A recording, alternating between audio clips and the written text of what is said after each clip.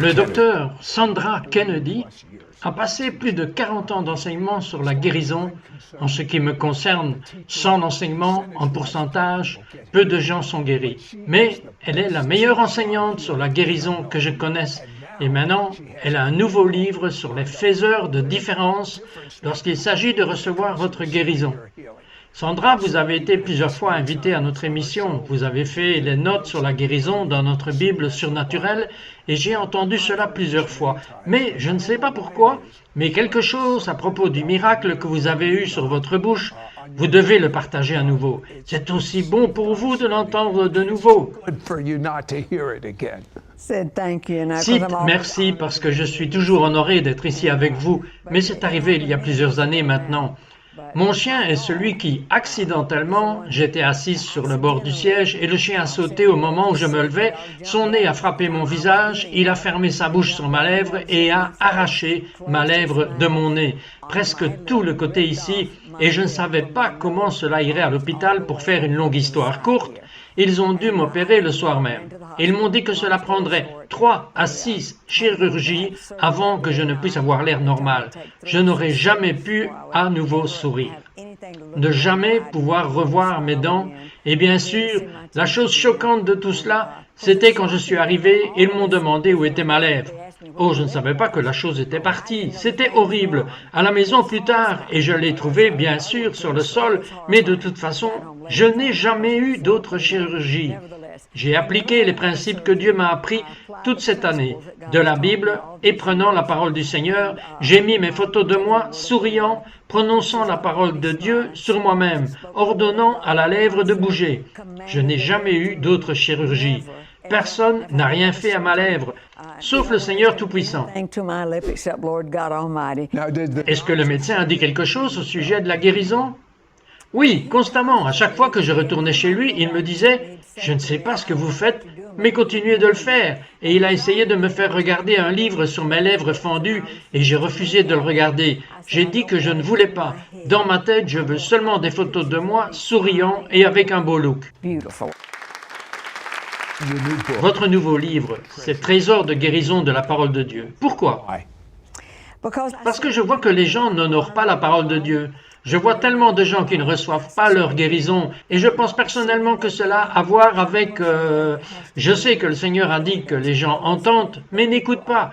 Les gens peuvent citer la Bible, les gens peuvent tout vous dire sur la guérison, et c'est comme une mémoire écrite, ils disent juste les choses, mais ils n'obtiennent pas les résultats qu'ils devraient obtenir, et il dit parce qu'ils entendent, mais n'écoutent pas. Et si quelqu'un écoute vraiment, notre réponse naturelle pour répondre à cette parole qui produirait ce que Dieu a mis dans cette parole.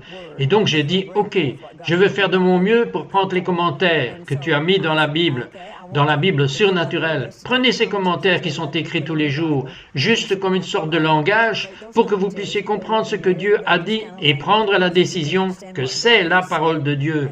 C'est qui il est. Et prenez cette parole pour pouvoir l'appliquer et laissez une ampoule venir à l'intérieur de vous. Faites-le simplement. Vous savez tout à propos de Dieu. Vous prenez une décision à ce sujet. Soit vous le croyez, soit vous ne croyez pas. Et je fais tout ce qui est à mon pouvoir pour qu'ils voient que Dieu n'est pas un homme pour mentir. Et je le fais aussi simple que possible pour les laisser voir le pouvoir de la Bible, de la parole de Dieu, puis leur montrer comment l'attraper et comment s'y déplacer. Pourquoi est-ce que quelques personnes guérissent normalement quand les gens opèrent dans les dons, mais vous croyez si quelqu'un, n'importe qui, peut obtenir la parole de Dieu dans son esprit, cela se manifestera et vraiment l'entendre? Oui, je crois que la Bible enseigne cela. Je crois qu'il n'y a nulle part, il n'y a aucun endroit qui n'enseigne pas cela. Le problème est que nous lisons vite, nous ne le traitons pas, on ne le digère pas, on ne laisse pas la parole trouver sa place en nous. Vous savez que la Bible dit qu'il a envoyé sa parole et nous a guéris. Jésus lui-même est la parole.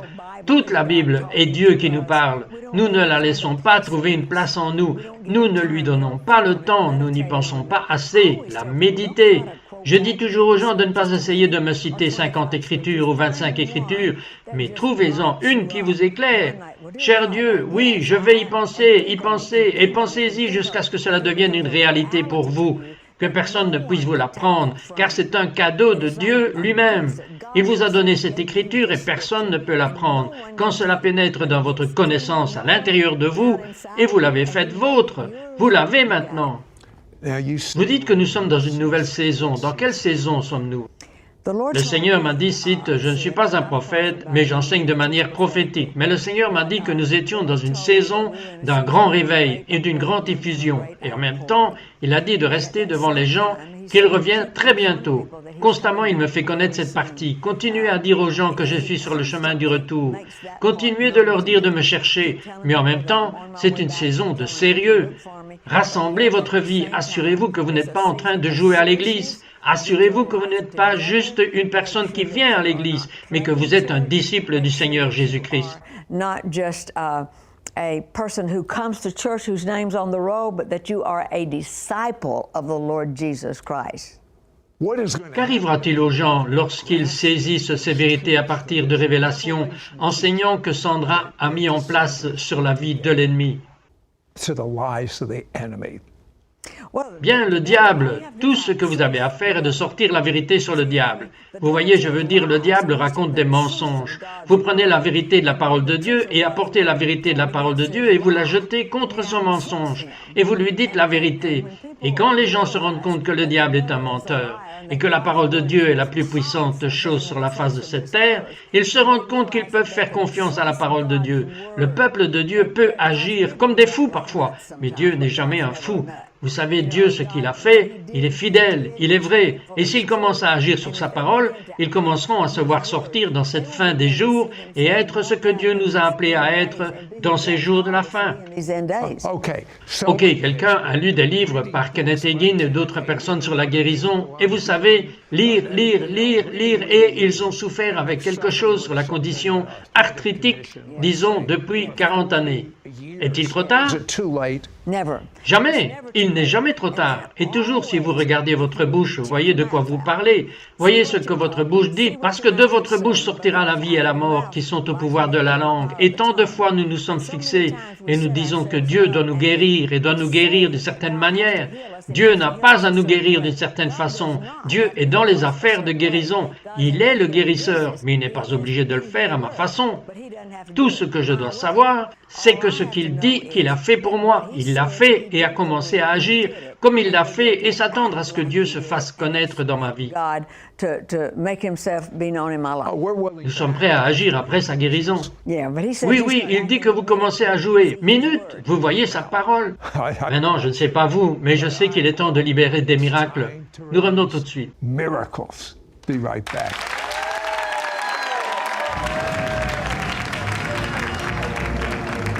We will be right back to It's Supernatural. Les rites et les formes ne doivent jamais, écoutez-moi bien, ne doivent jamais dépasser la raison pour laquelle ils ont été donnés. Si les rites et les formes dépassent en valeur, en puissance et en force la raison pour laquelle ils ont été donnés, nous tombons dans la religiosité.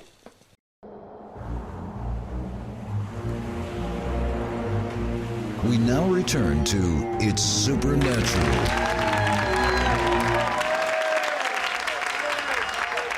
Sandra Kennedy, qu'est-ce que Dieu attend de nous, qui croyons vraiment aux signes et aux merveilles, comme ce que Dieu fait dans votre Église? Really believe in signs and wonders such as what God's doing at your church. Eh bien, il a donné 3 choses très spécifiques, je les ai écrites. Alors, pardonnez-moi mes lunettes, mais laissez-moi vous dire. Il veut avant tout que nous gardions la pureté de sa parole. C'est ce qu'il nous appelle à faire. Nous devons maintenant savoir que la pureté de sa parole apportera ses signes et ses merveilles, et nous revenons à ce que le livre a dit. Trésor de la parole de Dieu, gardez la pureté de la parole. Deuxièmement, ce qu'il a dit, c'est que nous devons nous nourrir du pain de la vie au quotidien. Et en nous nourrissant du pain de vie, qui en soi, c'est presque comme nourrir le pouvoir de guérison de Dieu qui est en vous et qui donne l'énergie pour faire éclater la maladie à l'intérieur de votre corps. Troisièmement, il a dit opérer dans l'autorité du sacerdoce royal, que vous et moi, il nous a fait prêtres, roi et prêtre pour lui, et il est maintenant dans cette saison au-dessus de toutes les saisons, s'attendant à ce que nous agissions en tant que sacerdoce royal. Garder sa parole, nourrir son peuple, prendre sa parole comme vérité, et en marchant pour que ceux qui ne la connaissent pas, ceux qui ne savent rien de la guérison, ceux qui ne savent rien à propos des signes et des merveilles, de ceux qui ne connaissent pas son amour, et comme Dieu est merveilleux pour nous. Notre jour, notre temps pour être prêtre pour le peuple. Vous savez, dans l'Ancien Testament, le prêtre gardait la santé de la communauté, et nous devons montrer sa gloire, et il essaye de nous montrer encore et encore que le temps est venu pour lui de revenir. Le temps est venu pour que son peuple s'avance comme s'il ne l'avait jamais fait dans toute l'histoire. Maintenant, personne ne peut le dire. Sandra Kennedy que les miracles ne sont pas pour aujourd'hui. Vous avez tout vu. Dites-moi juste quelque chose que vous avez vu. You've seen it all. Tell me just a few things you've seen. Eh bien, vous savez que nous avons vu 3 personnes qui étaient mortes et qui sont ressuscitées. Nous ne parlons pas juste ici d'un champ étranger quelque part. Nous avons eu 9 personnes en état de mort cérébrale qui sont ressuscitées. Vous ne pouvez pas nommer quelque chose de côté que nous n'avons pas vu. De plus, nous continuons à le voir quotidiennement, presque du monde entier. Nous recevons des rapports que la vie des gens est changée et transformée, juste simplement par la parole de Dieu, prenant Dieu à sa parole. Et peu importe combien de temps quelqu'un a eu quelque chose, peu importe dans quelle mesure, ils ne sont que... Mais quelqu'un qui a dit quelque chose, qui se dise en quelque sorte, je vais vivre avec cela, donc vous allez marteler la parole en eux pour savoir, non, vous n'avez pas à vivre avec cela. Eh bien, vous venez de donner juste le gouffre, juste là-bas, lorsque vous venez de dire qu'il venait de décider qu'il devait vivre avec cela. Et c'est le problème, c'est que la solution coule tout le monde. Vous faites attention à votre volonté, vos émotions, comment vous pensez, vous coulez et vous devez en arriver là où vous pensez. C'est ce que nous sommes appelés à être. Nous avons l'esprit du Christ. Nous sommes appelés à penser comme Dieu. La seule façon dont je peux penser comme Dieu est de savoir ce que dit le livre, parce que c'est Dieu qui me parle. Donc, je dois changer et commencer à penser, peu importe ce que mon corps me dit. Souvenez-vous qu'un symptôme n'est pas une maladie. Votre bouche peut en faire une maintenant. Maintenant, vous énumérez les facteurs de différence et ils sont tous si bons que j'aurais aimé avoir le temps de les lister tous. Mais vous pouvez lire le livre et écouter ces CD. Mais vous m'avez dit que l'un des dangers les plus dévastateurs pour le cœur, c'est la déception. Expliquez cela. Vous obtenez ainsi la déception parce que tout d'abord, vous avez mis Dieu en place. Il doit le faire d'une certaine manière. Nous pouvons revenir en arrière et regarder Naaman et dire, vous connaissez le gars avec la lèpre quand il a dit, vous savez que je peux y aller, pourquoi je ne peux pas? Je pourrais juste tremper mes propres affaires dans ma propre rivière là-bas. Mais je dois descendre ici en Jordanie. S'il ne s'était pas éloigné de sa propre pensée et avait suivi le prophète, il serait toujours malade. Mais il avait son propre état d'esprit. Alors, nous avons notre propre état d'esprit et si nous travaillons comme nous le voulons, la déception vous conduira automatiquement à l'incrédulité. Et les gens ne réalisent probablement même pas si vous avez traversé des moments déchirants de déception dans votre vie. En fait, vous êtes entré là-dedans. C'est ce que je lui ai entendu dire. Incrédulité. J'aimerais que vous parliez 1 minute ou 2 à quelqu'un qui regarde en ce moment et qui vient de recevoir un mauvais rapport de son médecin. Parlez-lui.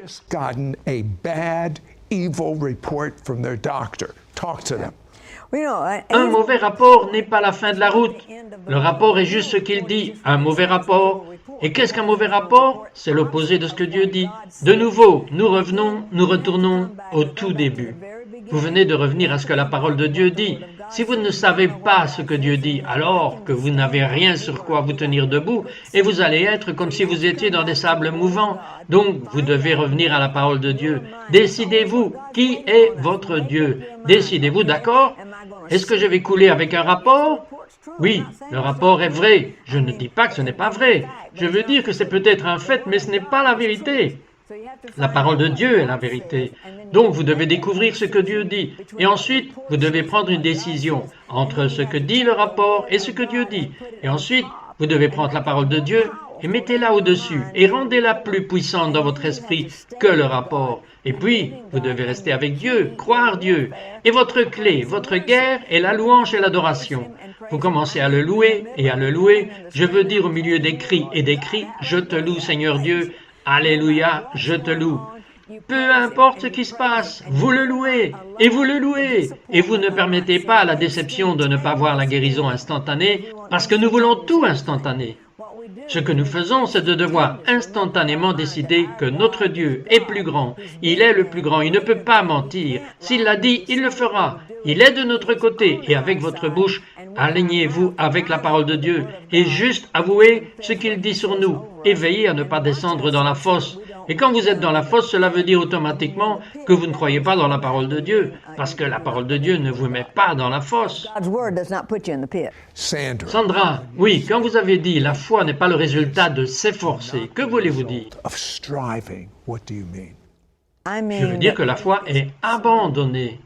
Que voulez-vous dire abandonner? Quand je m'abandonne à Dieu, je n'essaie pas de faire remonter ma foi, parce que c'est là que les gens entrent dans les problèmes. Je n'ai pas assez de foi, je n'ai pas assez de foi. Priez pour moi d'avoir la foi, parce que ce n'est pas comme ça que vous avez la foi de toute façon. Priez pour la foi, priez pour la foi. Non, soyez soumis à la main de Dieu et la parole de Dieu. Je ne sais pas, je ne comprends pas, mais ce n'est pas moi qui oblige Dieu à faire quelque chose. Ce n'est pas moi qui fait que cela se produise. Est-ce que je m'abandonne à ce que Dieu lui-même a dit? Et je me rends à lui, je me donne à lui, je lui fais confiance, et ma reddition, et qui il est, et ma conviction qu'il m'aime, et prend soin de moi, pour apporter de la joie dans mon cœur, que je sois en sécurité entre ses mains, et en sécurité dans ce qu'il a dit de moi. Et c'est sûr qu'il prendra soin de moi. Ok, il est temps pour vous de vous rendre. J'aimerais que vous disiez cette prière à voix haute. C'est très important maintenant.